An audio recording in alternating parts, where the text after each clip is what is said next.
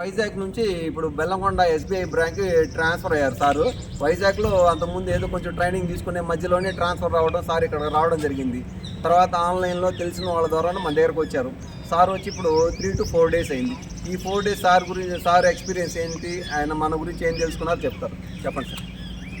ఇక్కడికి వచ్చినప్పుడు ఏమంటే driving school as usual regular driving స్కూల్లా కాకుండా డిఫరెంట్గా ఏమంటే మనం ఎక్కడైతే మిస్టేక్ చేస్తున్నామో అవన్నీ క్లియర్గా మనకి ఆన్ ద స్పాటే చెప్తున్నారు. ఫస్ట్ రోజే నాకు డైరెక్ట్ హైవే తీసుకెళ్లారు.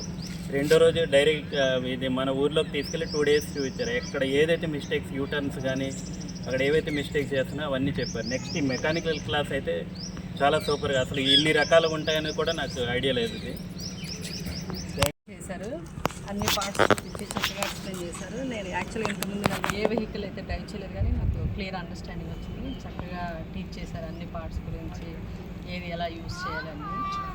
Thanks to Aditya driving school.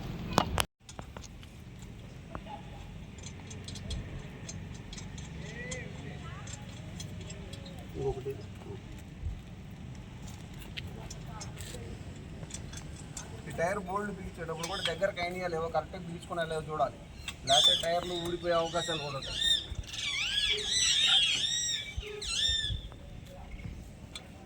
ఈ బోల్డ్ కూడా దిగి అయిపోయిన తర్వాత తిప్పు, వెనక్కి తిప్పు, తిప్పు తిప్పు, అది ఇట్లా తీసుకోండి. అది ఒకసారి రోజున చూస్తే ఎట్లా తీసుకోండి.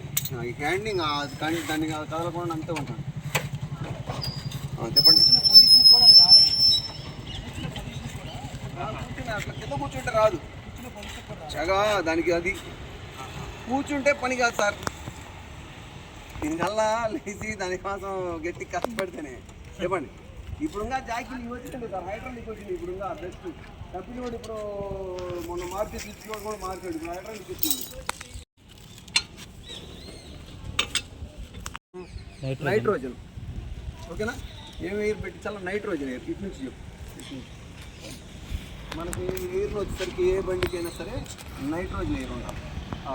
మనం ఫ్రంట్కి ఎంత ఉండాలి 35, బ్యాక్ ఎంత ఉండాలో అదే సేమ్ ఉంటే బెస్ట్. లేదంటే ఫ్రంట్ 37, ఎందుకంటే ఇంజిన్ వెయిట్ ప్యాసింజర్ వెయిట్ 2 పడుతున్నాయి కాబట్టి 37, 38 చార్జ్ ఈజీగా ఉంటాయి. అందుకని ఓకేనా? ఇది ఇప్పుడు ప్రతి పెట్రోల్ బంక్లో నైట్రోజన్ మ్యాండేటరీ ఇచ్చాడు అసలు కంపెనీ, గవర్నమెంట్ అవి మామూలు. మీకు ఎక్కువ లేదు. ఇప్పుడు మన నైట్రోజన్ ఇది పడైపోయింది. ఎలా పడవద్దు మీకు ఒకసారి చూపిస్తాను. ఈ వెనక మొత్తం భారం మినిమం ఇంత లోడ్ మోయడానికే సరిపడా తయారు చేస్తారు. మనం ఏంటి ఈ కారులో 3+1 ముగ్గురు కూర్చోడానికి, ఒకటి డ్రైవరు, ముగ్గురు నుంచి 4, ఫ్రంట్ గట్టిగా 5. అందుకంటే ఖచ్చితంగా క్యారీ చేయకూడదు. ఎక్కువ మంది జనాలు ఉంటే నిన్న ఫ్రంట్లో కూడా మనకేమి ఇది ఒక్కటే సస్పెన్షన్ ఉంటుంది. ఈ బండి మొత్తాన్ని బరువు మోసేది ఒక్కటే. అందుకని ఈ సస్పెన్షన్స్ బ్రేక్ అవ్వకుండా ఉండడం కోసమే వీలైనంత వరకు ఎక్కువ ఓవర్లోడ్ తీసుకోవద్దు. ఓకే, ఇది నేను మీకు ఇందాక 80,000 కిలోమీటర్లకు ఒకసారి మార్చాలని చెప్పాను. ఇక్కడ బ్రేక్ ప్యాడ్స్ ఉన్నాయి చూసారా, ఇవి మారిపోతాయి 5 సంవత్సరాలు, ఎవ్రీ 80,000 కిలోమీటర్స్ ఒకసారి.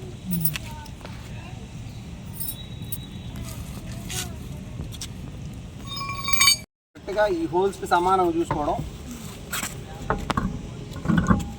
ఓకేనా? ఇట్లా పెట్టేసేయండి. పెట్టేసి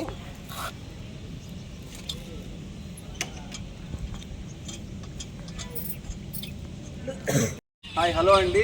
ఈరోజు మా డ్రైవింగ్ నేర్చుకునే వాళ్ళకి అందరికీ మేము మెకానికల్ క్లాస్ చెప్పాము.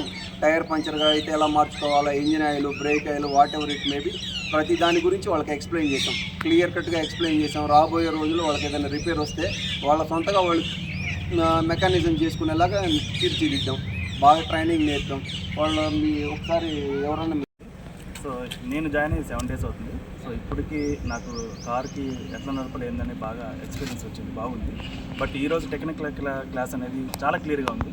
ఎందుకంటే టైర్ ఎట్లా మార్చాలనేది, మన ఆయిల్ ఇవన్నీ ఎట్లా చేంజ్ చేసుకోవాలి, ఎట్లా మెయింటైన్ చేసుకోవాలి అనేది చాలా క్లియర్గా చూపించారు.